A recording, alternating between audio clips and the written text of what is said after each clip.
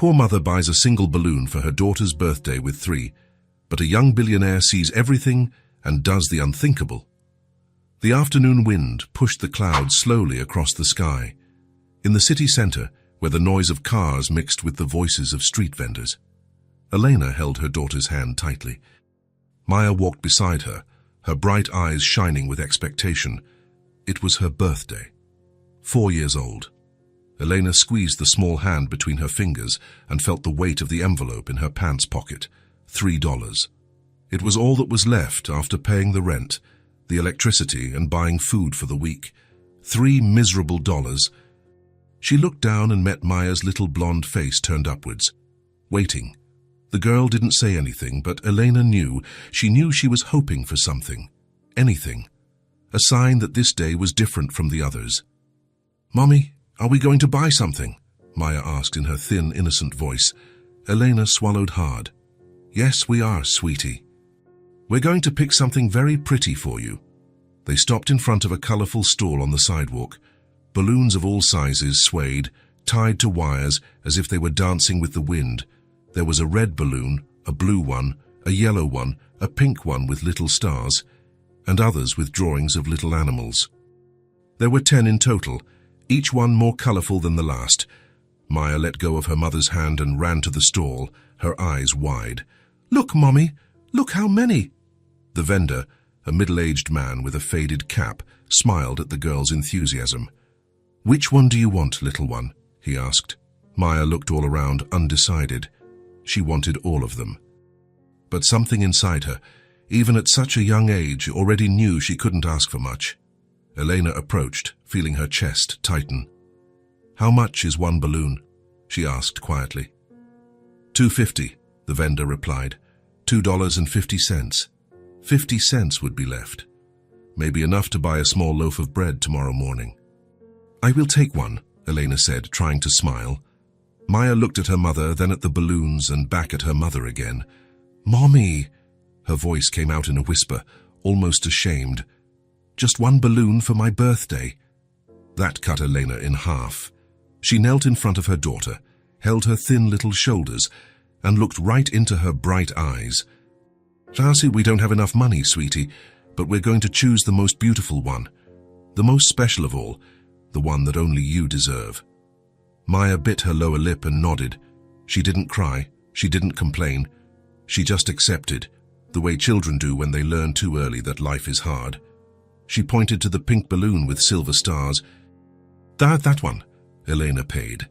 The vendor handed over the balloon, and Maya held the string with both hands as if it were the most precious thing in the world, and maybe it was. They were about to leave when a man's voice sounded behind them. "Excuse me." Elena turned. A tall man, in simple but well-kept clothes, was standing a few steps away. He had dark hair, a serious face, but his eyes had something different, something tired, but attentive. "Yes," Elena replied, automatically protective. The man looked at Maya, then at Elena, and then at the vendor. "How much to take all the balloons?" The vendor blinked, confused. "What do you mean?" "All of them. The 10 you have there." The vendor looked at the balloons and answered, $25. The man took his wallet out of his pocket, counted the bills, and handed them to the vendor without hesitation. "You can untie them all." Elena stood there, not understanding. Maya clutched the string of the pink balloon, her eyes wide. The vendor began to release the balloons from the wires, tying them all together with a single string. It was a strange, almost comical scene. A bouquet of 10 colorful balloons floating in the middle of the sidewalk. The man took the string, turned, and walked over to Maya. He knelt, getting down to her level, and held out the balloons. "May your birthday be a happy one, little one." Maya looked at the balloons, then at her mother, and back at the balloons again. She didn't know if she could take them. She didn't know if this was real. Elena felt her throat tighten. "Sir, I can't accept this." The man lifted his eyes to her. There was no pity in his gaze. There was something softer, something that looked like respect. "It's not for you, it's for her," he said, still holding the balloons towards Maya. "Every child deserves to have a happy birthday." Maya looked at her mother, silently asking for permission. Eleanor, with teary eyes, nodded yes. The girl let go of the single pink balloon and grabbed the string with both hands. The balloons rose above her head, swaying in the wind, coloring the grey afternoon sky. Maya smiled, a huge smile, the kind that shows all your little teeth. "Thank you, mister," she said, jumping with joy. The man smiled back. It was a discreet but sincere smile. Eleanor wiped her eyes with the back of her hand. "I'm Elena," she said, still emotional. "And this is Maya." The man held out his hand, Julian. Eleanor shook his hand, feeling the firmness of his grip. It was the hand of someone who worked, but also of someone who had comfort. She didn't know how she knew that, but she knew. "Thank you, Julian," she said, her voice choked up. "Really." "Thank you so much." Julian nodded, seeming a little awkward with her gratitude. He was about to leave when Maya, without a second thought, grabbed the sleeve of his shirt. "Julian." He stopped and looked down. Hearing his name in that little child's voice did something strange to his chest. Maya tilted her head to the side, curious. "Do you want to have some cake with us?" Silence. Elena's eyes widened. "Maya, sweetie, you can't—" But Julian gently raised his hand, interrupting her. "Is there cake?" he asked Maya. "There is," she replied excitedly. "Mommy made chocolate cakes. It's a little one, but it's yummy." Julian looked at Elena. She was blushing, embarrassed, not knowing what to say. "I don't want to intrude," he said quietly. Eleanor took a deep breath. This man had just given her daughter something she couldn't. The least she could do was offer a piece of cake. "It's no trouble," she answered, her voice still trembling. "If you'd really like to, we live close by." Julian hesitated. He seemed to be thinking. But then he looked again at Maya, who was holding the balloons with a huge smile on her face, and something inside him gave way. "All right, I'll come." Maya celebrated as if she had won the lottery. They walked through the streets together. Elena in front, Maya in the middle holding the balloons, and Julian behind, in silence. People stared at the strange group, but no one said anything. After 10 minutes, they arrived at an old building with peeling paint and creaky stairs. Eleanor went up first, opening the door to a small apartment on the second floor. The place was simple, a living room with a worn-out sofa, a coffee table, and a frayed curtain. The kitchen was attached to the living room, separated only by a low counter. There was a narrow hallway that led to 2 tiny bedrooms and a bathroom, but it was clean, tidy. It smelled of soap and chocolate. Maya ran inside and stopped in the middle of the living room, holding the balloons with both hands. "We need to have a party," she announced excitedly. Elena smiled, still not believing what was happening. "Let Mommy help you, sweetie." Together, they started spreading the balloons around the living room.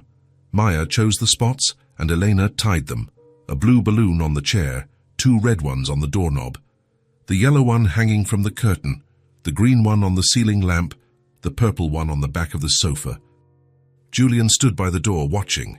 He didn't know if he should help or just let them do it their way. "Julian, can you hold this one?" Maya held out an orange balloon to him. He took it, almost carefully, as if the balloon would break. "Where do you want me to put it?" Maya looked around thoughtfully. "Say over there, near the cake table." He went over and tied the balloon to one of the table legs. Maya clapped her hands, satisfied. In a few minutes, the room was transformed. The colorful balloons filled every corner, swaying gently in the breeze coming through the slightly open window. It looked like a different house. It looked like a real party. Maya stood in the middle of the room, spinning slowly, admiring it all. "Look how pretty my party is with the balloons you gave me," she said, her eyes shining as she looked at Julian.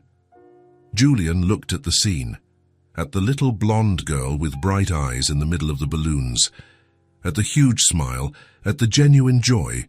He felt something he hadn't felt in a long time. A sense of belonging. Elena went to the kitchen and came back with the cake in her hands. It was small, covered with homemade chocolate frosting. It had some colorful sprinkles on top, almost like confetti, and 4 little candles stuck in the middle. Simple, but made with love. She placed the cake on the coffee table in the living room and picked up the box of matches. "Come here, sweetie. Let's sing happy birthday." Maya ran to the cake, standing in front of it. Elena lit the candles, one by one, and looked at Julian. "Will you sing with us?" He nodded. "Yes." Elena started, her voice soft and emotional. "Happy birthday to you." Julian joined in, his deep voice hesitant at first, but soon loosening up. "Happy birthday to you." Maya was smiling so much she could barely stand still. "Happy birthday, dear Maya." Their voices blended, filling the small apartment with something priceless. "Happy birthday to you," Elena clapped. Julian clapped too. Maya laughed. "Happy. Now make a wish, sweetie," Elena said, her eyes welling up. Maya clasped her hands together, closed her eyes tightly, and stayed like that for a few seconds. Her little face was concentrated, as if she were making the most important wish in the world. Then she opened her eyes and blew out the candles all at once. They all went out. Elena and Julian applauded again. "Happy birthday, Maya," Elena said, hugging her daughter tightly. "Happy birthday," Julian repeated, his voice softer than before. Elena picked up the knife and started cutting the cake. She served a piece to Maya, another to Julian, and a smaller one for herself. She handed them the plates carefully. "I'm sorry if it's not perfect," she said, a bit embarrassed. "I made it with what I had at home." Julian picked up his fork, cut a piece just and brought it to his mouth. He chewed slowly, savoring it.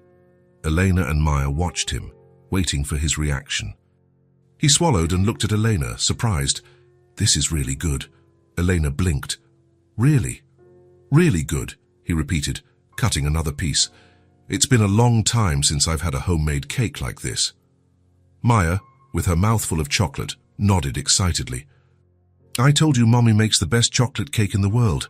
Elena smiled, feeling her face grow warm. It was a simple compliment, but it meant a lot. It meant that this man, who had enough money to buy all the balloons at the stall, thought her cake was good. They ate in silence for a few moments. It wasn't an awkward silence. It was comfortable somehow. Maya swung her little legs on the chair, licking the frosting off her fingers. Elena ate slowly, still processing everything. And Julian, he just watched. He watched the simple home, now full of life, with the colorful balloons. He watched the mother who had done her best with almost nothing. He watched the happy child, even without a big party, without expensive gifts, without anything but a cake and balloons. And something inside him ached. It ached because he realized that this simplicity, this genuine joy, was exactly what he never had. It was what money couldn't buy. After eating, Elena stood up and started collecting the plates. Julian stood up too. "Let me help," he offered. "You don't have to, really. I insist." They went to the sink together. He held the plates while she washed. They worked in sync, without saying a word. After a few minutes, Elena broke the silence. "Thank you for making her day special," she said, her voice low. I couldn't have given that to her on my own." Julian shook his head. "You gave her what matters. You gave her love. The rest is just details." Elena felt her eyes fill with tears again, but she held them back. She wasn't going to cry in front of him. They finished washing, dried their hands, and went back to the living room. Maya was already on the sofa, yawning, tired from the day's excitement. Julian glanced at his watch and realized it was getting late. "I think I should go," he said. Elena nodded. "Thank you for coming. And for everything." "Thank you for the company," he replied. "It's been a long time since I've had such a nice afternoon." He walked to the door, but before leaving, he turned to Maya. "Happy birthday again, little one." Maya smiled, sleepy, but still managed to say, "Come back again, okay? Promise." Julian looked at Elena, as if asking for permission. She didn't say anything, but she didn't say no either. He looked back at Maya and nodded, "I promise." And he left, closing the door slowly behind him. Elena stood in the living room, looking at the balloons scattered around the apartment. Maya was already asleep on the sofa, hugging the pink balloon. She took a deep sigh. That had been the simplest birthday she could have imagined, but somehow it had also been the most special. and she couldn't explain why. But maybe she didn't need to. Sometimes, the good things in life happen without warning, and when they do, all you can do is accept them with gratitude. Eleanor picked Maya up, carried her to bed, covered her with the sheet, and kissed her on the forehead. "Happy birthday, my love," she whispered. Then she turned off the light and went to sleep too, with a heart lighter than it had been in a long time. 5 days had passed since Maya's birthday. Elena was in the kitchen preparing dinner. It was a simple meal: rice, beans, and a little chicken she had managed to buy on sale. Maya was sitting on the living room floor, playing with one of the balloons still left from the impromptu party. The little girl hummed softly, swaying the pink balloon from side to side. Eleanor smiled as she stirred the pot. For days, Maya hadn't stopped talking about Julian, about the balloons, about the cake, about how nice he had been to them. "Mommy, do you think Julian will come back?" Maya asked suddenly, still looking at the balloon. Elena stopped stirring the food for a second. "I don't know, sweetie. He probably has things to do, but he promised he would. He said he'd come back if we wanted him to," Elena corrected gently, "but sometimes people get busy." Maya pouted, but said nothing more. Elena went back to stirring the pot, but she felt something tighten in her chest. The truth was, she had also thought about Julian over the last few days. Thought about his calm demeanor, the way he had looked at Maya with genuine affection, the way he had helped wash the dishes without being asked. It was strange to miss someone she barely knew. There was a knock on the door. Elena frowned. She wasn't expecting anyone. Her neighbor always called before coming over. "So I'll see who it is," she said, wiping her hands on a dish towel. She walked to the door and opened it. Julian was standing on the other side, holding a brown paper bag. Elena's eyes widened. "Julian," he smiled, a bit shyly. "Hi, I hope I'm not bothering you." Before Eleanor could answer, Maya came running up behind her. "Julian!" The girl threw herself at his legs, hugging them tightly. Julian almost lost his balance but held the bag with one hand and placed the other on Maya's back. "Hi, little one," he said, laughing softly. Elena stood at the door, still processing his presence there. "I brought a few things," Julian explained, lifting the bag. "I thought you might like them." Maya was already trying to peek inside the bag, curious. "What's in there?" "Come in," Elena said, finally stepping away from the door. "We were just having dinner, but there's extra food if you want some." "No, thank you. I've already eaten. I just came for a quick visit." Julian came in and placed the bag on the coffee table. Maya was already beside him, jumping with anticipation. Can I see? Can I see?" "You can," Julian said, smiling. He started taking things out of the bag, one by one. First, a package of sweet bread. The smell instantly filled the room. "Sweet bread!" Maya cheered. Then, a small carton of orange juice. "Juice too!" And then Julian pulled out 3 children's books. They were new, with colorful covers and bright illustrations. One was about forest animals. Another was about a girl who wanted to be an astronaut. The third was a book of fairy tales. Maya took the books with wide eyes, as if she had just received a treasure. "Books, Mommy, look." "Real books." Elena approached, looking at the books and then at Julian. "You didn't have to do this," she said, her voice soft but firm. "I know," Julian replied, looking at her. "But I wanted to." Elena didn't know what to say. Part of her wanted to refuse out of pride, because she didn't like feeling like she was receiving charity. But the other part, the part that saw her radiant daughter holding those books, couldn't say no. "Thank you," she said, finally. Julian nodded. Maya was already sitting on the floor, opening one of the books. "Julian, will you read to me, please?" He looked at Elena as if asking for permission. She smiled and nodded. "Yes." Julian sat on the floor next to Maya. The girl snuggled up close to him, opening the book about the forest. "This one! I want this one!" Julian took the book and began to read. His voice was calm, measured, and he changed his tone slightly when he imitated the different animals in the story. Maya laughed, pointing at the drawings, asking questions. Elena stood in the kitchen doorway, just watching. There was something strange about that scene. A man she barely knew, sitting on her living room floor, reading to her daughter as if it were the most natural thing in the world. But at the same time, it felt right. She went back to the kitchen and finished preparing dinner, but she could still hear Julian's voice and Maya's laughter coming from the living room. When she returned, the two were still on the floor. Julian had already read 2 books and was starting the third. "It's time to eat, Maya," Elena said, carrying the plates. "A little more, Mommy. The story is so good." "We'll finish after dinner," Julian said, closing the book carefully. "Go on. Your mom made a delicious meal for you." Maya pouted but obeyed. Julian stood up, stretching his back. "Are you sure you don't want anything to eat?" Elena asked. "There's plenty of food." "No, thank you." "But can I have a piece of that sweet bread with you?" Elena smiled. "Of course." They sat at the table. Maya ate quickly, too excited about the new books to pay much attention to her food. Julian and Elena ate the sweet bread, talking quietly. "How was your day?" he asked. "Tiring," Elena replied with a shrug. "But normal, and yours?" "Quiet.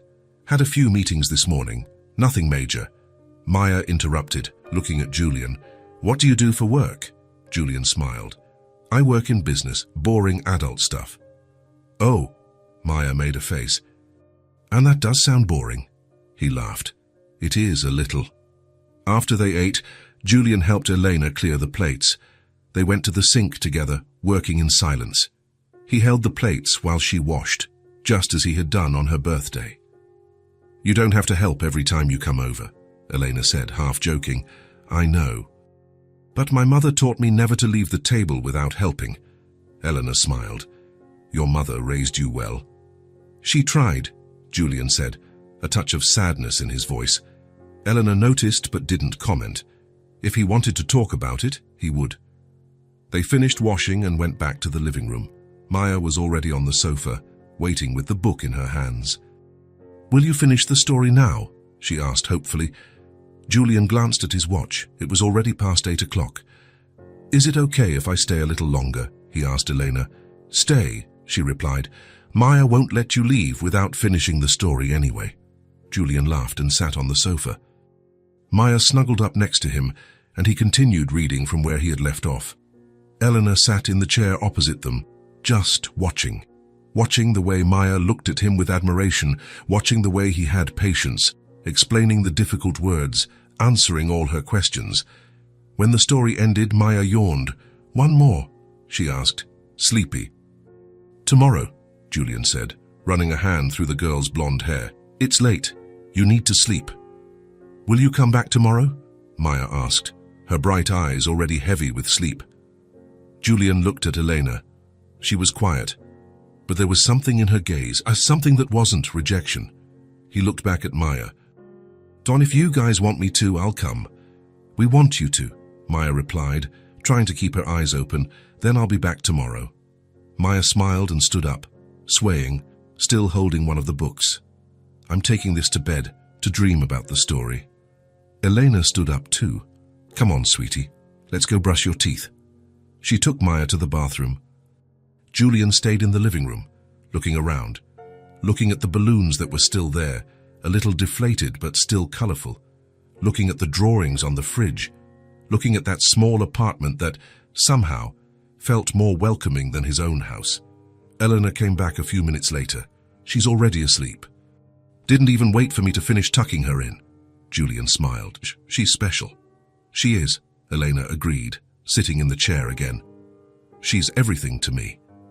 They were silent for a moment. It wasn't an uncomfortable silence. It was just calm. "Thank you for the books," Eleanor said, "and for the bread. And for coming back. You don't have to thank me." "Yes, I do." She looked at him seriously. "You had no obligation to do this, to come back, to care." Julian leaned forward, resting his elbows on his knees. "I came back because I wanted to, because—" He hesitated. "Because here I feel good. With you guys, things seem simpler. More real." Elena felt something tighten in her chest. "You can come back whenever you want," she said quietly. "The door is always open." Julian smiled. Then I'll come back tomorrow, and the day after, and the day after that, if you'll let me." Eleanor smiled too. "We'll let you." Julian stood up, glancing at his watch. "I really need to go now." "It's getting late." Eleanor walked him to the door. "Good night, Julian." "Good night, Eleanor." He left, and she stood at the door for a moment, watching him go down the stairs and disappear into the night. Then she closed the door slowly and looked at the living room, at the books on the table, at the leftover sweetbread, at the balloons swaying gently. And for the first time in a long time, Eleanor felt something she hadn't felt in years: hope. And Julian came back the next day, and the next, and the next, always bringing something small. Sometimes it was fresh fruit. Sometimes it was a simple toy. Sometimes it was just his presence. He played with Maya, read to her, taught her things, helped with her drawings, talked with Elena while she cooked. At first, Elena was tense, waiting for him to ask for something in return, waiting for him to get tired, waiting for him to disappear. But he didn't disappear. He kept coming back, and over time, his presence became part of their routine. Maya would wake up in the morning asking what time Julian would arrive. Helena would prepare extra tea just in case. The books were stacked on the coffee table, their pages already worn from being read so many times. As the weeks went by, Elena noticed small changes. Maya smiled more, talked more, drew more. She had started calling Julian by his name naturally and without shyness, and Elena started to realize she was waiting for him too. Waiting for the conversations at night, waiting for the laughter in the living room, waiting for that feeling that she wasn't alone. One night, after Julian had left and Maya was asleep, Elena sat on the sofa, looking at the scattered toys, the books on the table, the drawings stuck to the fridge. The house felt different now, more alive, fuller. And she realized something she was afraid to admit. Julian's presence was healing spaces that time had left empty, spaces she didn't even know existed, spaces she had learned to ignore because it hurt less than feeling the absence. But now, with him there, those spaces were being filled, slowly, without rushing, without pressure, just happening, and that scared her. But at the same time, for the first time in a long time, Eleanor allowed herself to feel something other than exhaustion and worry. She allowed herself to feel joy, and maybe, just maybe, she allowed herself to start trusting again. 2 weeks had passed since the night Elena had opened up to Julian about her life. Since then, something had changed between them. It wasn't anything obvious, nothing that could be put into words, but it was there. A greater intimacy, a deeper trust. Julian continued to show up almost every day, and every time he came, he stayed a little longer. Sometimes even after Maya was asleep, just talking with Elena in the living room, drinking tea, sharing comfortable silences. That particular night, Maya had fallen asleep earlier. The day at the neighbor's daycare had been long and the girl was exhausted. Eleanor put her to bed right after dinner. When she returned to the living room, Julian was standing by the window, looking down at the street below. He seemed lost in thought. "Is everything okay?" Eleanor asked, approaching. Julian turned his head and smiled, but it was a tired smile. "I'm fine, just thinking." Elena sat on the sofa and gestured for him to sit too. Julian hesitated for a second, but then he sat next to her, not on the opposite sofa, as he used to do, but next to her. They were silent for a while. Elena waited. She had learned that Julian spoke when he was ready. Pushing him didn't work, and finally he spoke. "You told me about your life," he began, his voice low, "about how you're raising Maya alone, about everything you've been through." Eleanor nodded, listening. I think I owe you the same honesty." He took a deep breath as if preparing for something difficult. "I grew up with money. A lot of money. My father had a big company. We lived in a huge house. I had everything a child could want: toys, clothes, trips." He paused, looking at his own hands. "But my father, he wasn't around much. Always traveling, always in meetings, always too busy for me." Eleanor listened in silence, not interrupting. And my mother, his voice softened. My mother was different. She tried to make up for his absence. She gave me attention, she hugged me, she listened to me. He smiled, but it was a sad smile. She was the only person who really saw me, who really cared about me, not about the family money or what I could offer. She sounds like she was a special person, Elena said softly. She was. Very special. Julian was quiet for a moment before continuing. When I was 15, my father died. A heart attack. It was quick, and suddenly everything fell on my shoulders. The company, the business, everything. He ran a hand through his hair, a gesture of exhaustion. My mother tried to help, but she didn't understand much about business, so I learned fast. I had to learn, and by the time I was 20, I was running everything myself. That must have been difficult, Eleanor commented. It was. But I managed. I kept the company running. Made it grow, actually. And I got rich. Very rich. He looked at Eleanor, and there was something in his eyes, something empty. But you know what's funny? The more money I made, the lonelier I felt. Elena said nothing, just held his gaze. People started getting close to me, Julian continued. Beautiful women, gorgeous even, well-dressed, perfumed, everything a man could want on the surface. He laughed, but it was a bitter laugh. But they didn't want me. They wanted the money. They wanted the expensive dinners. They wanted the jewelry. They wanted to be seen with me at events. Gold diggers, Elena said, and it wasn't a question. Exactly. Gold diggers. Superficial. Empty. Julian leaned back on the sofa, looking at the ceiling. I went out with several of them, tried to convince myself that one of them was different, but deep down, I knew. They were all the same. He turned his head to Elena, and I was left alone, surrounded by people, but completely alone. Elena felt her chest tighten. She knew loneliness, but it was a different kind of loneliness from his. Hers was physical. His was emotional. "And your mother?" she asked. Julian's face clouded over a bit. "She passed away 3 years ago. Cancer. She fought for 2 years, but it wasn't enough." He took a deep breath, and Eleanor saw his eyes get wet. "When she died, there was a void that no one filled, no one at all. I had everything, a big house, cars, money, but I had no one who truly cared about me."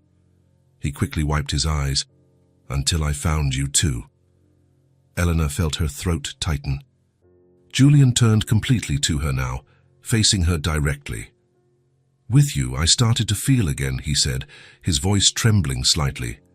"I started to feel that I matter, not for the money, not for what I can offer, but for who I am." He pointed to the room where Maya was sleeping. "That little girl hugs me because she likes me, not because I bought her balloons, but because she really likes me." He looked back at Elena. "And you talk to me for real. No pretense, no masks, just truth." Elena felt her eyes burn. "Julian." "I know it must seem strange," he interrupted. "A rich man saying he feels lonely. People usually think money solves everything, but it doesn't." He shook his head. "Money buys comfort. It buys things, but it doesn't buy true affection. It doesn't buy real companionship. It doesn't buy a home." Eleanor reached out and took his hand. It was a simple gesture, but it meant everything. "You're not alone anymore," she said softly. Julian squeezed her hand back. "I know. And that's why I keep coming back.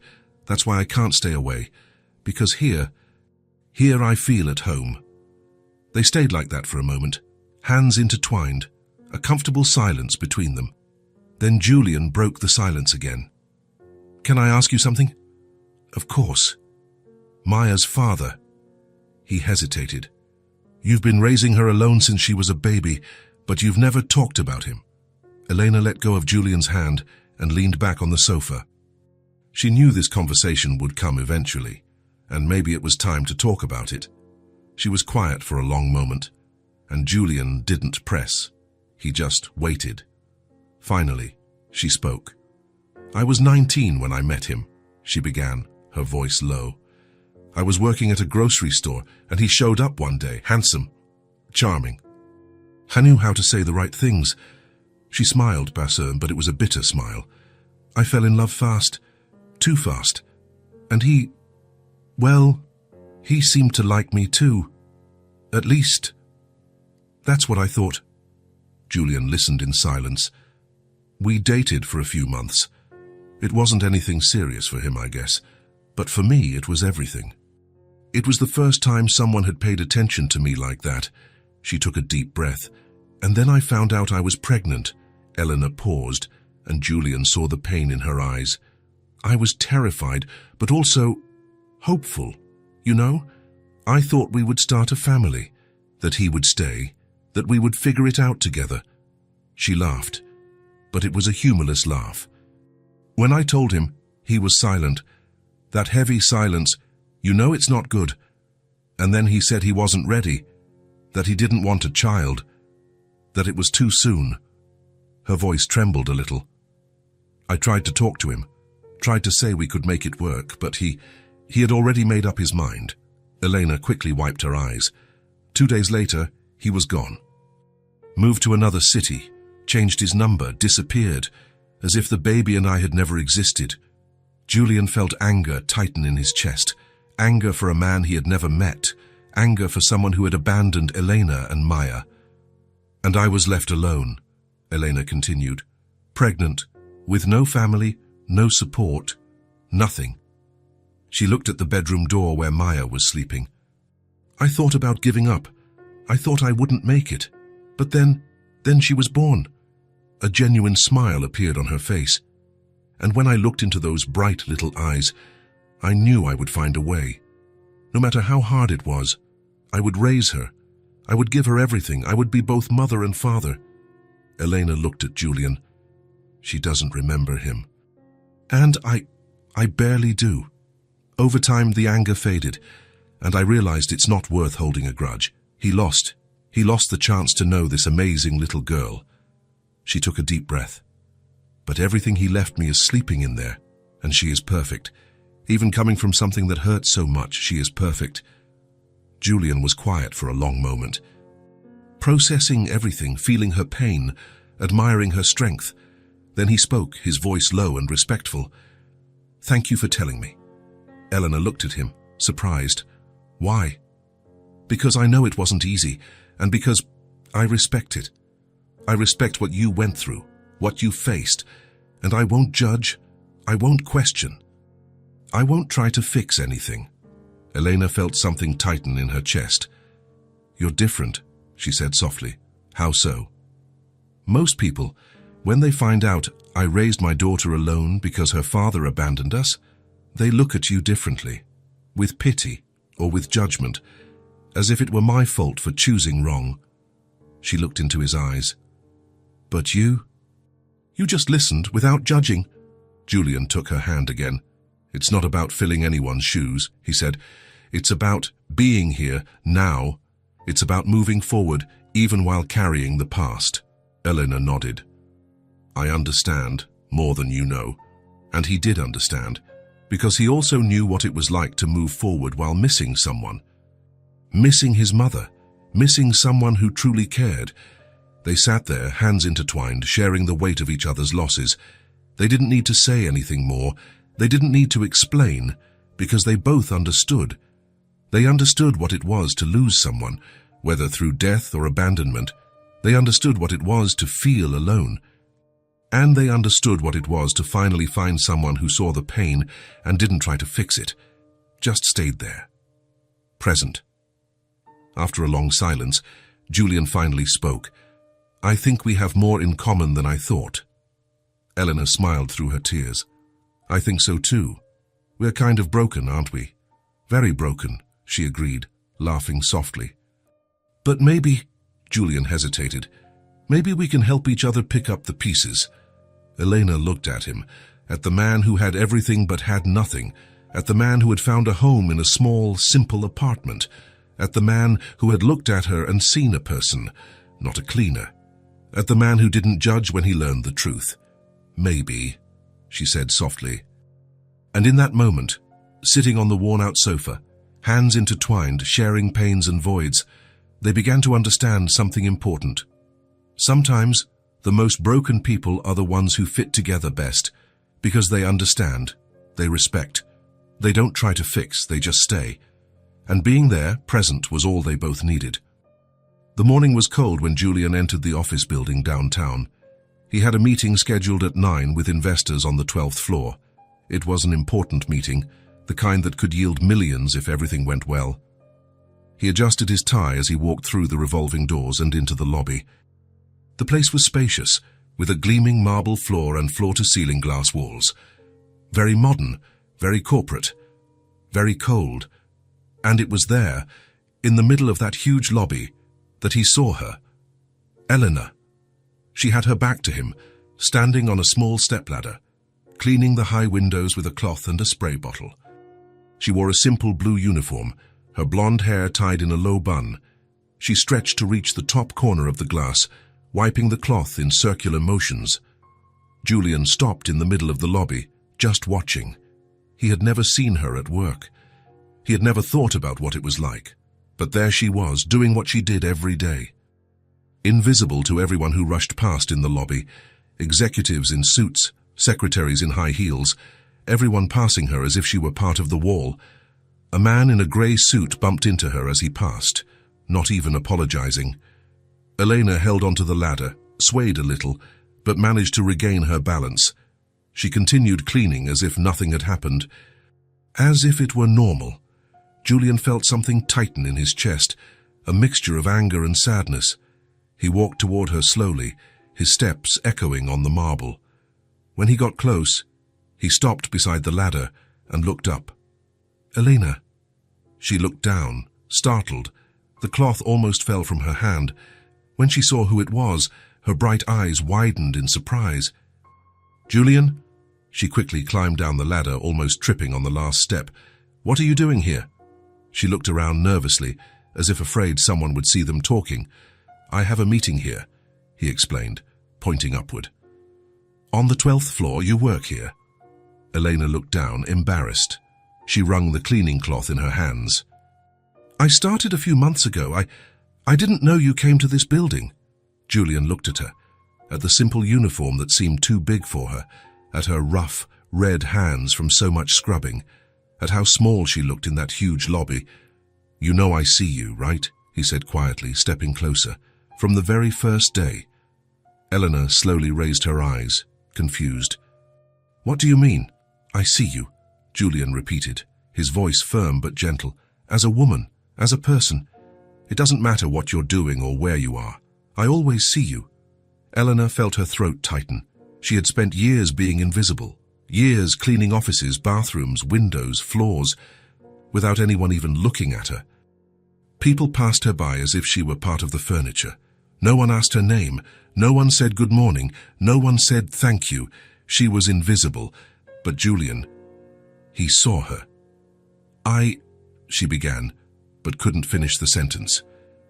Eleanor. A gruff male voice cut through the moment. She turned quickly, her whole body tensing up. It was the supervisor, a middle-aged man with a potbelly and a grumpy face. He approached with heavy steps. What are you doing standing around talking? He asked, his voice harsh.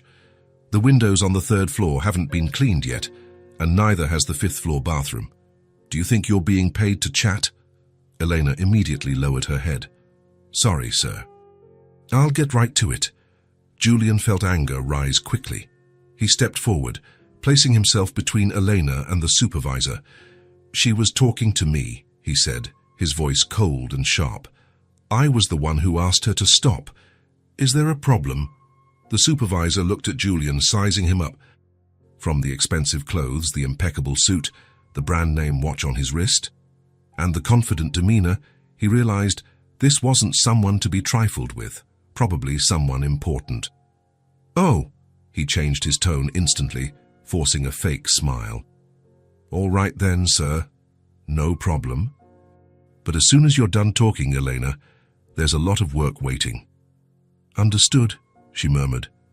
The supervisor walked away, muttering something under his breath. Elena looked at Julian, mortified. Her face was red. You didn't have to do that. Now he's going to be watching me. He shouldn't talk to you like that, Julian said, still annoyed. It's his job, Elena defended, tiredly. He's just doing his job. That's no excuse. Nothing justifies treating someone as if they're less. Elena sighed deeply. She knew it was no use arguing. I need to get back, she said, picking up the ladder again. Otherwise I'll be in real trouble. Julian glanced at his watch. There were still 15 minutes until his meeting. Meet me at the end of your shift, he asked. Elena hesitated. What for? Just meet me, please. Elena looked into his eyes and saw something there, something sincere. I get off at noon, she said finally. I'll wait for you here in the lobby. Elena agreed with a small nod and walked away toward the elevators. Julian stood there watching her go, still feeling that anger burning in his chest. The meeting lasted 3 hours. It was productive. The investors accepted the proposal. Millions were secured. But Julian barely paid attention. His mind was elsewhere. He was thinking about Elena, about the way she had lowered her head when the supervisor spoke to her, about how she was invisible to everyone else. When the meeting ended, Julian went down to the lobby and waited. He sat on one of the leather benches near the entrance and just sat there, watching people come and go. At noon sharp, Elena appeared. She had changed out of her uniform into regular clothes, old jeans and a simple blouse. Her hair was still in a ponytail. She looked around until she saw him sitting on the bench. She walked over to him. Hi, she said, a bit awkwardly. Julian stood up immediately. Hi, have you had lunch? Not yet.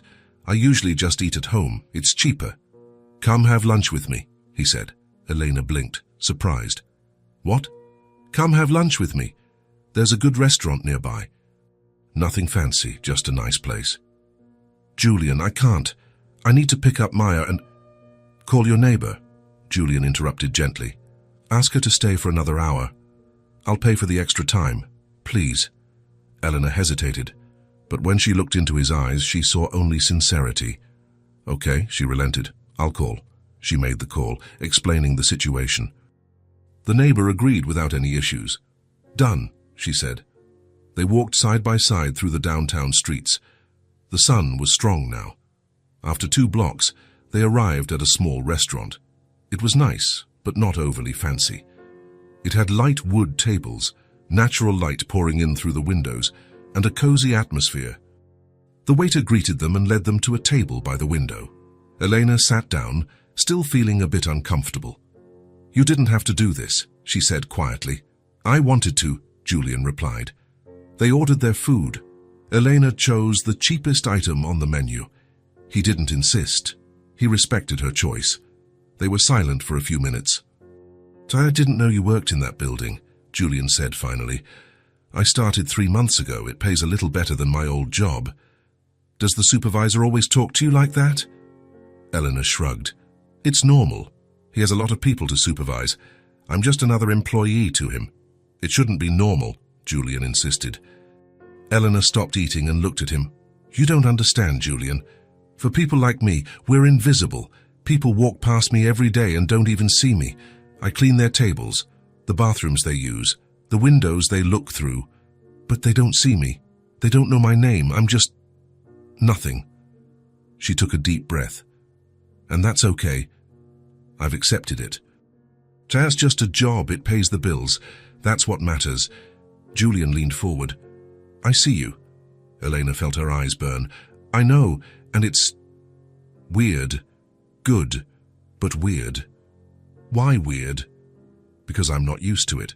I'm not used to someone looking at me and really seeing me as a person, as a woman. She quickly wiped her eyes. Sometimes I forget that I'm more than the job I do, that I'm more than the uniform I wear. You are so much more than that, Julian said firmly. You're a mother. You're strong. You're brave. You're beautiful. You're everything. Elena felt her heart race at his words. Thank you, she whispered. They went back to eating. They talked about small things, about Maya, about the books she was loving. When they finished, Julian paid the bill and they left. The sun was still strong. Thank you for lunch, Elena said. You don't have to thank me."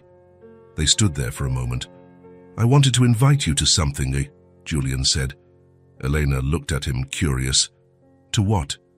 "I wanted to take you and Maya out to dinner. To a real restaurant. Nothing too fancy, just a nice place and with good food." Elena hesitated. "Julian, please, let me do this." Elena looked at him but hesitated. The fear was there. "Aren't you embarrassed to go out with us?" she asked quietly. Julian frowned. "Embarrassed? Why?" Because I'm a cleaner. Because we don't have money. Because I don't know how to act in fancy places. Because we're not from your world." She took a deep breath. "Because people will look and they will judge." Julian took a step forward and held her shoulders, gently but firmly. "Listen to what I'm about to tell you," he said, each word heavy with truth. "I am with the best people I could have by my side. I'm not embarrassed about anything. I'm proud. Proud to be with you, proud to be with Maya. And if anyone looks at us the wrong way, that's their problem, not mine." Elena felt the tears return. "You're different from anyone I've ever met," she said. "So, do you accept the invitation?" Elena wiped her eyes and smiled. "We accept." 2 days later, on Saturday night, Julian came to pick up Elena and Maya from the apartment. He had carefully chosen a restaurant, nice but cozy. Maya was thrilled. She had put on the prettiest dress she owned, a simple pink dress. Elena wore black pants and a light-colored blouse. Her blonde hair was loose on her shoulders. Julian arrived at the agreed time, and the three of them walked to the restaurant. It was close, it's about a 20-minute walk. The night was pleasant. Maya skipped between them, holding each of their hands, telling stories about everything she saw on the street. Eleanor and Julian exchanged glances over the little girl's head, smiling. When they arrived at the restaurant, Maya stopped at the door, open-mouthed. The place had yellow lights hanging from the ceiling. Soft music was playing. A delicious smell of Italian food filled the air. "Look how beautiful it is, Mommy," Maya said, her bright eyes shining. "It's like in the movies." Elena smiled. Seeing her daughter this happy was worth everything. The waiter greeted them and led them to a table by the window. Maya sat on the edge of her chair, looking at everything with curiosity. They ordered their food. Julian helped Maya choose a simple pasta with tomato sauce. Elena ordered something modest, but Julian insisted she order a dessert too. While they waited, they talked. Julian asked Maya questions, and she answered excitedly, gesturing, telling him about the drawings she had made. Elena watched quietly, seeing the way he interacted with her daughter, the way he truly listened, the way he treated Maya as if she were the most important person in the world. The food arrived, and they ate amidst laughter and conversation. It was light. It was enjoyable. It was family. In the middle of dinner, after eating half of her pasta, Maya put down her fork and grew quiet. She looked down at her own fingers, and then lifted her eyes to Julian. "Julian?" she called softly. "Yes, little one?" Maya clasped her little hands on the table and took a deep breath. "I want to learn how to read and write," she said, her voice full of hope. Julian stopped eating and looked at her. Elena turned red, embarrassed. "Maya, you don't need to talk about that now." But Julian raised his hand gently. "Let her speak," he said. He leaned forward. "Say, why do you want to learn to read and write, Maya?" Maya looked at her own fingers, organizing her thoughts. Because when you bring me books, you have to read them to me. And I want to read by myself. I want to know what the stories say without having to wait." She lifted her eyes, and there was so much sincerity there. "And I want to know what the street signs say when I walk with Mommy. And I want to write my name. I want to write little notes for Mommy when she's sad. I want to write down the stories I make up in my head." Her voice grew quieter. "And I want to go to a real school, with other kids, with a teacher, with a notebook and pencils, with a uniform. With everything the other kids have." Julian felt something stir inside him. Maya continued, looking at her mother with a smile. "Mommy said that if things work out, I'll go to school next year. She's saving money every month. She works really hard for it. She always puts a little bit aside whenever there's extra. Eleanor had her head down, picking at her food without eating, her face red. She didn't want Julian to know how hard it was.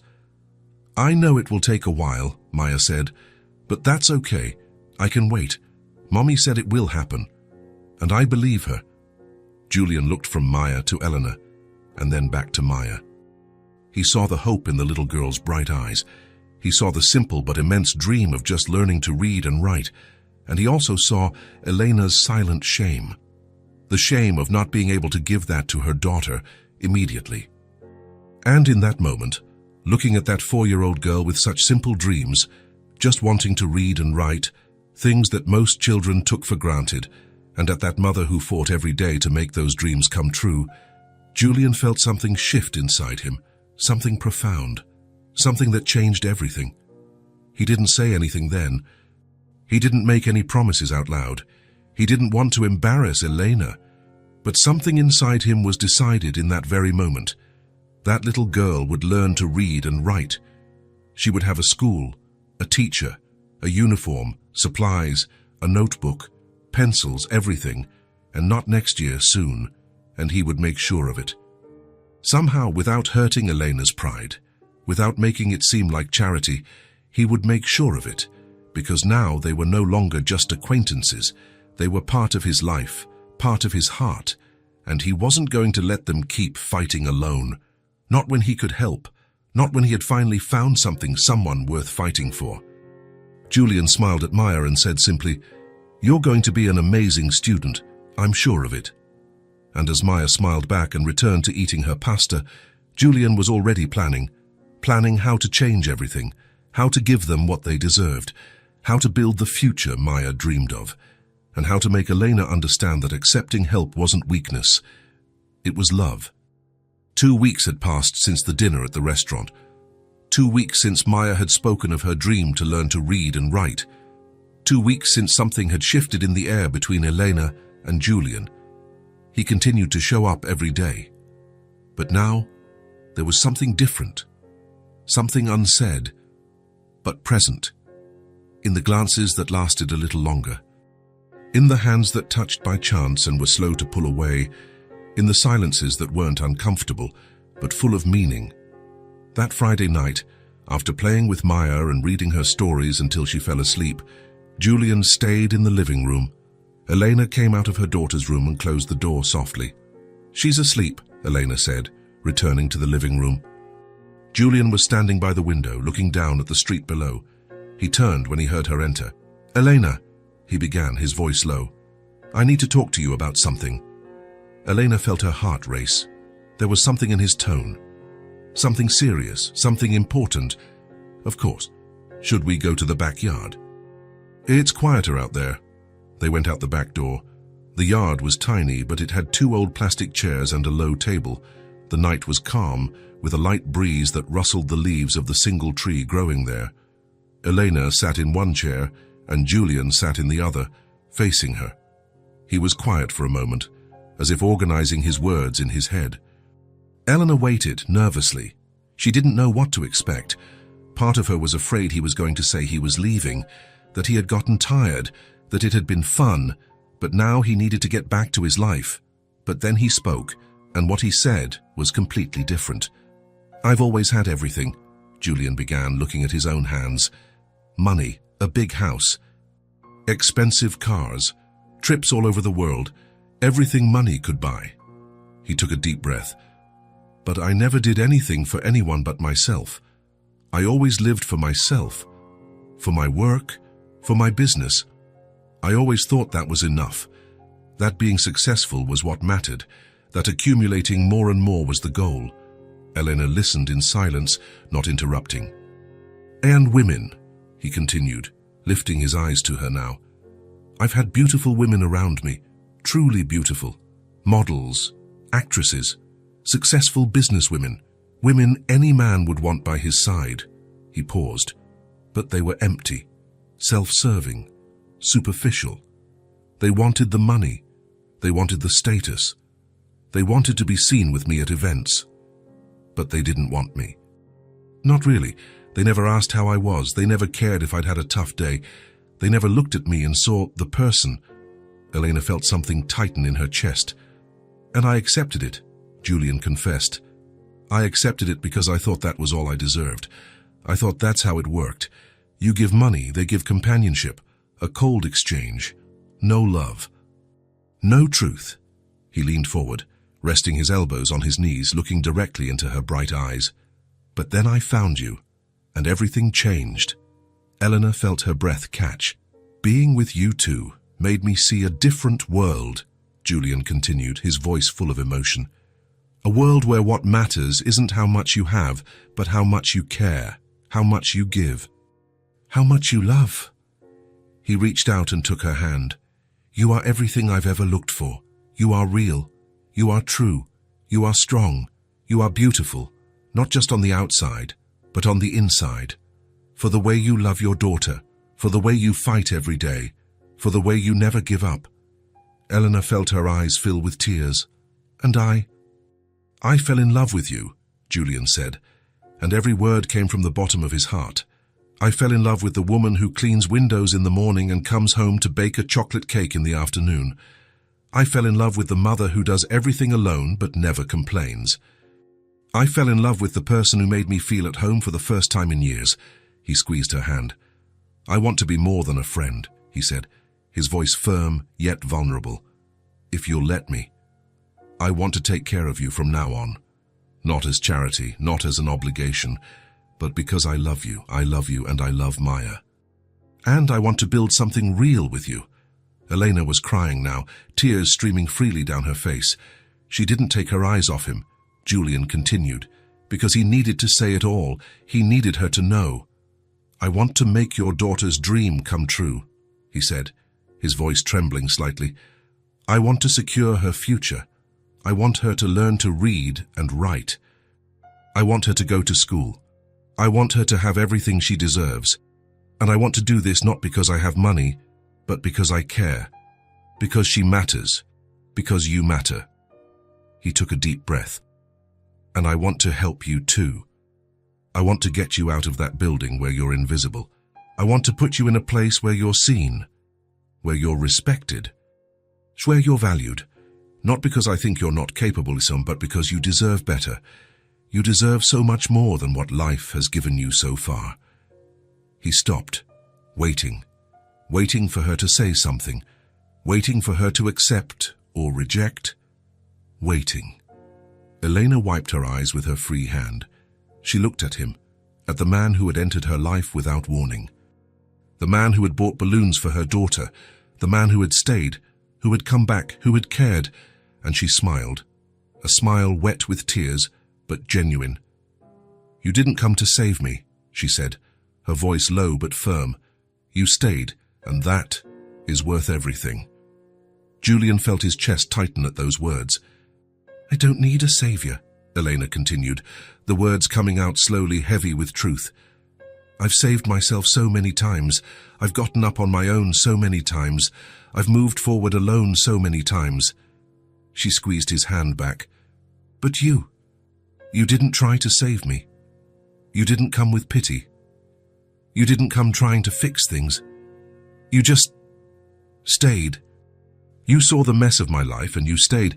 You saw my exhaustion and you stayed. You saw I had nothing to offer and still, you stayed. She took a deep breath, tears still falling. And that is worth more than anything. It's worth more than money.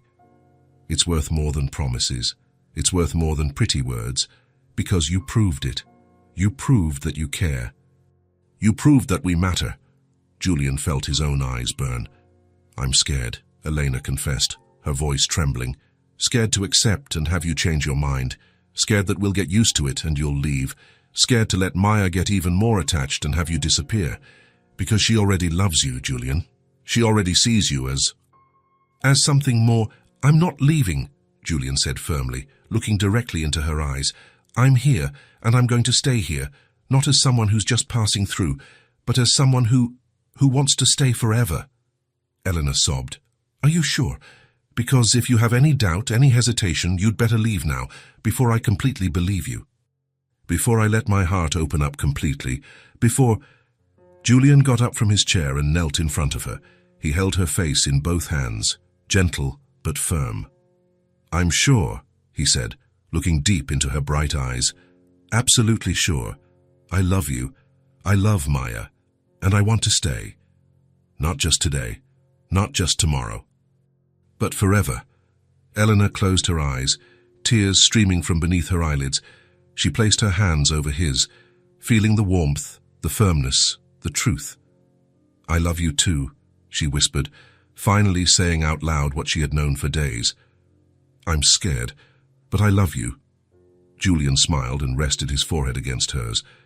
"Then let me," he pleaded softly. "Let me stay. Let me take care of you. Let me be a part of this. Let me build something real with you." Elena opened her eyes and looked at him, at the man kneeling in front of her, at the man who had everything but chose them, at the man who saw her. "Okay," she said, smiling through her tears. "You can stay." Julian pulled her into a hug. A tight hug, the kind that says everything without needing words. Eleanor let herself be hugged, feeling the weight of the last few years being lifted from her shoulders. She wasn't alone anymore. She had someone. They had someone. They stayed like that for a long time, embracing in the small yard under the starry sky with the breeze rustling the leaves of the tree. And when they finally pulled apart, Julian took her hand again. "So, about what I said," he began, returning to the subject. "About helping with Maya, with your job, do you accept?" Eleanor took a deep breath. "I accept, but on one condition." "What is it?" "You let me pay you back, not all at once, not now, but one day, when I can." "You let me repay you somehow." Julian shook his head. "You don't have to—" "Yes, I do," Elena interrupted firmly. "For me, for my pride, so I know it's not charity, that it's a partnership." Julian thought for a moment and then nodded. "Okay, your way, in your own time." Elena smiled. Thank you. You don't have to thank me."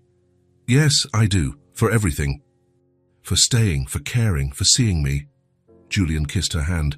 "Thank you for letting me in, for trusting me, for giving me a family." Elena felt her heart warm. They sat there longer, talking about the next steps. Julian spoke about the schools he had researched, about the contacts he had in companies, about how he would take care of everything, but respect her pace. Eleanor talked about her fears, about her hopes, about how she wanted Maya to have everything she never had, about how she was tired of being invisible, and together they began to plan Maya's enrollment in a good school, to plan Elena's change of job, to plan the future that, for the first time, seemed possible. When it was well past midnight, Julian finally got up to leave. "I'll be back tomorrow," he said at the door. "I know," Elena replied, smiling. He pulled her in for another hug, a long, tight hug full of promises. "I love you," he whispered in her ear. "I love you too," she whispered back. Julian left, and Elena stood at the door watching him go down the stairs and disappear into the night. She closed the door slowly and leaned against it, closing her eyes. Everything had changed. The dinner hadn't just been a gesture. It had been the beginning of something real, the beginning of something true. And that conversation in the yard, that had been the moment when love stopped being just a feeling and became action. It became commitment. It became a path. Eleanor opened her eyes and looked at the living room, at the scattered toys, at the books on the table, at the life that had been just hers and Maya's, but that now had someone else. And for the first time in a long time, Eleanor wasn't afraid of the future. She had hope. Hope that things could be different, that love could be real, that she deserved to be happy, and that maybe, finally, she had found someone who would stay, not to save her, but to love her. And that changed everything. 3 days had passed since the conversation in the yard. 3 days since Julian and Eleanor had put everything into words. 3 days since love had ceased to be silent and had become declared. That Sunday afternoon, Julian arrived at the apartment with a bag of fresh fruit and a tub of ice cream. Maya opened the door before he even knocked, as if she had been waiting at the window. "Julian!" she shouted, throwing herself at his legs. He almost dropped the bag but managed to keep his balance, laughing. "Hi, little one. Did you miss me?" "I did. You took so long." "Took so long. I was here yesterday," he said, coming in and closing the door with his foot. "But it feels like a long time," Maya complained, pouting.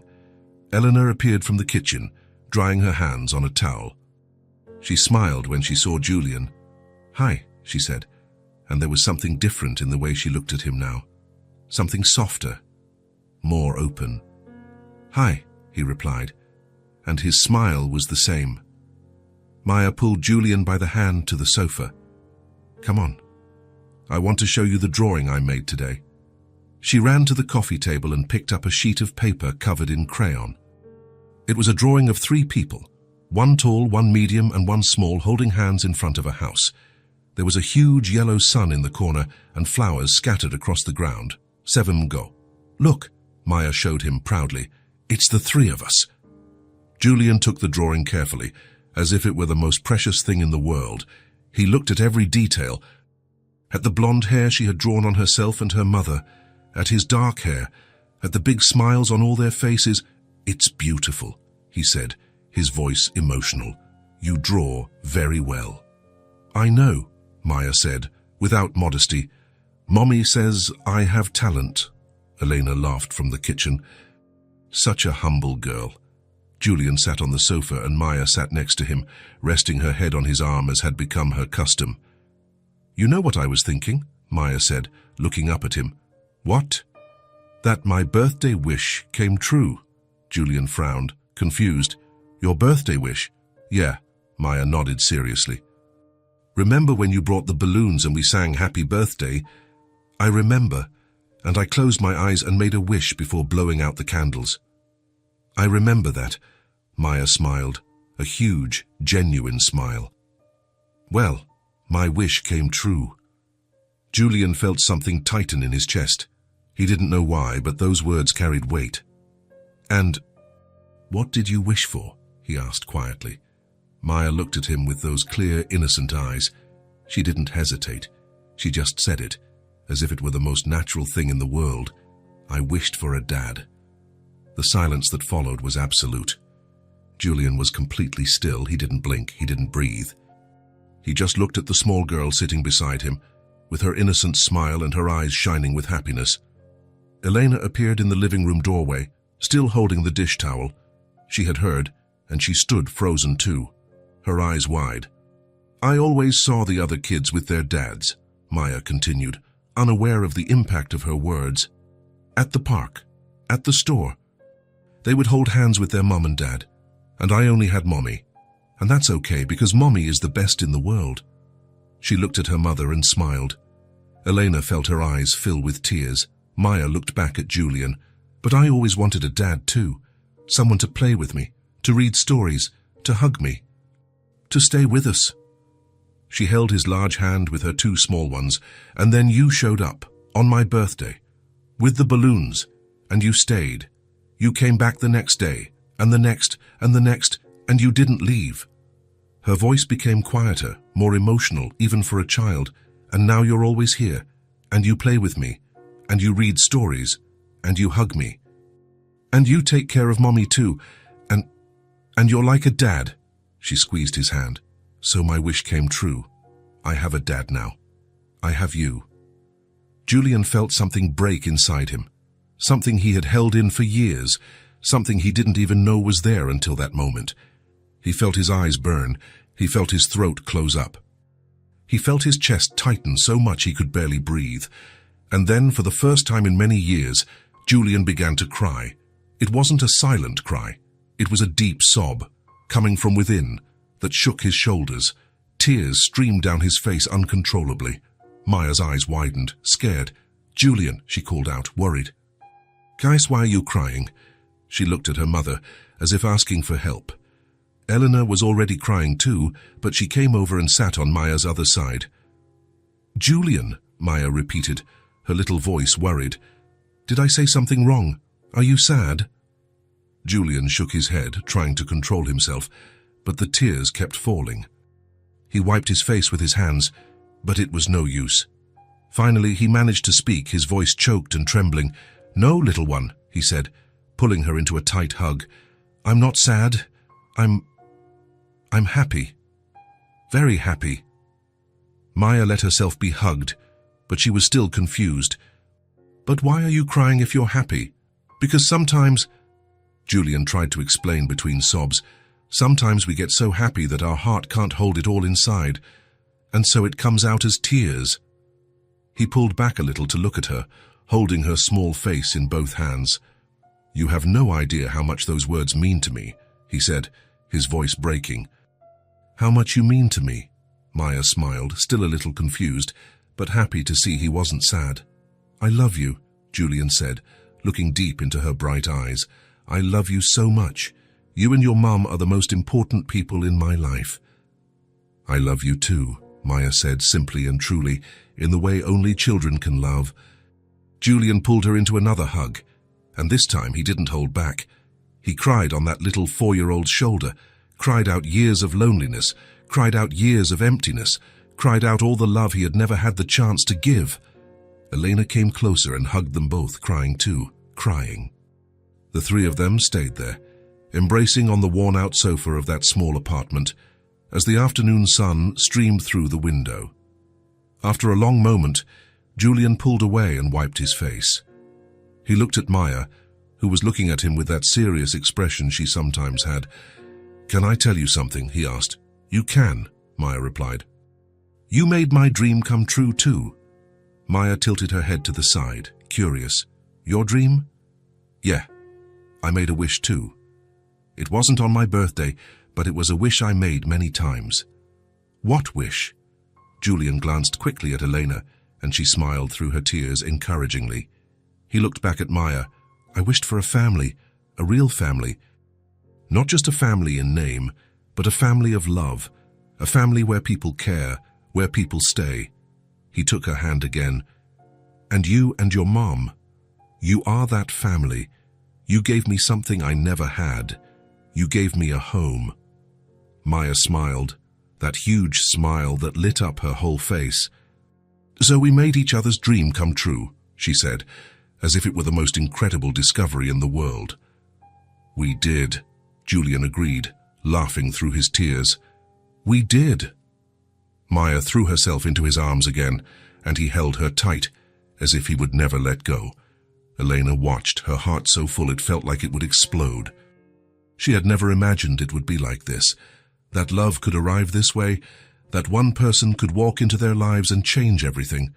But Julian had changed. He had changed everything. And now seeing him hug her daughter, seeing him cry with happiness, seeing him love Maya as if she had been his from the very beginning, Elena knew with absolute certainty that he wasn't going anywhere. He had stayed, not as a visitor, not as a friend, but as family, as a father, as love. And that, Elena thought, that was everything they had ever needed. They didn't need wealth. They didn't need luxury.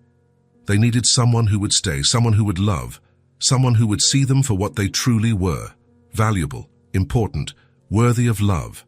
And Julian was that someone. He had been since the first day, when he bought all the balloons at the stall just to see a little girl smile. And now, months later, he still was. Only now he wasn't a kind stranger anymore. He was family, he was a father, he was love. And that changed everything. 2 weeks had passed since that afternoon when Maya had talked about her birthday wish. 2 weeks since Julian had cried in the arms of that little girl, feeling for the first time the weight and beauty of being called a father. In those 2 weeks, Julian spent almost every day at the apartment. He would arrive in the late afternoon and stay until Maya fell asleep. Sometimes he stayed even later, talking with Elena, but every night he would leave. He would go back to his house, that big, empty, cold house. And every night and when he left, something inside him ached. That Friday night, after putting Maya to bed, Julian and Elena were sitting on the sofa. He was quieter than usual. "Is everything okay?" she asked. Julian looked at her. He took a deep breath. "Every night, when I leave here, I hate it," he said. "I hate having to go. I hate going back to that empty house." Elena sat quietly, listening. "This little apartment, this is my home. Here, with you." He took her hands. I don't want to see you go at the end of the day anymore, he said firmly. If you'll have me, come live with me. Elena's eyes widened. Come live with me, Julian repeated. You and Maya. Let's build a life together, a real family, every day, forever. Elena was speechless. I love you. I love Maya, and I don't want to live apart from you anymore. Elena felt tears well up. She looked around at the small apartment that had been their home. It had been all she could give her daughter, but Maya deserved more. Elena looked back at Julian. If it's to build it together, she said. We'll go. Julian smiled, pulling her into a tight hug. The next morning, they told Maya. She was having breakfast when Julian arrived. Elena took a deep breath. Sweetie, Julian made a proposal. He asked if we want to go live with him, in his house, to be a real family. Maya's eyes widened. Can I live with Julian? Yes, Elena confirmed. You would have your own room, and we would wake up together every day. Maya looked from Elena to Julian. Then she smiled. I want to. We're going to be a real family. She threw herself into Julian's arms. He held her tight in a hug, his heart bursting with happiness. The move happened the following week. There wasn't much to take. Clothes, toys, the books Julian had given them, the drawings stuck to the fridge. Eleanor made sure to take the small table where Maya drew and the pot she used to make chocolate cake, things that had history. When they arrived at Julian's house, Maya stopped at the entrance, dumbfounded. The house was big, with a yard, huge windows, 2 floors. Is this it? Maya asked. This is it, Julian confirmed. Welcome home. He guided them inside. He went up the stairs and opened the door to the first bedroom. This is Maya's room. Maya ran in. The room was large, with a new bed, a wardrobe, and a desk. Is it mine? Maya asked in disbelief. All yours. Maya ran from one side to the other, laughing, jumping on the bed. Elena stood at the door, crying. She had never been able to give this to her daughter. Julian took her hand. And our room is over there, he said. Elena looked at him. Our room, if you want. I want to be with you. In our room.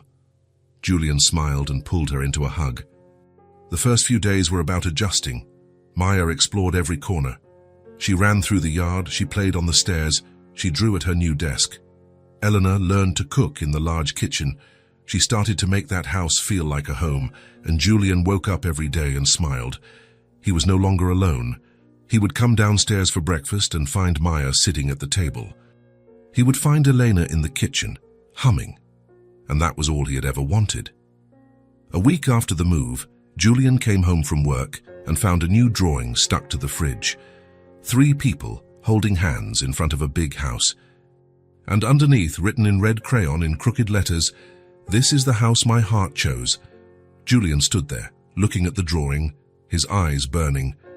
Eleanor appeared behind him and hugged him. She made it today, Eleanor said. She said it's not just a house, it's the house of her heart. Julian turned and hugged Eleanor tightly. Thank you, he whispered. For trusting me.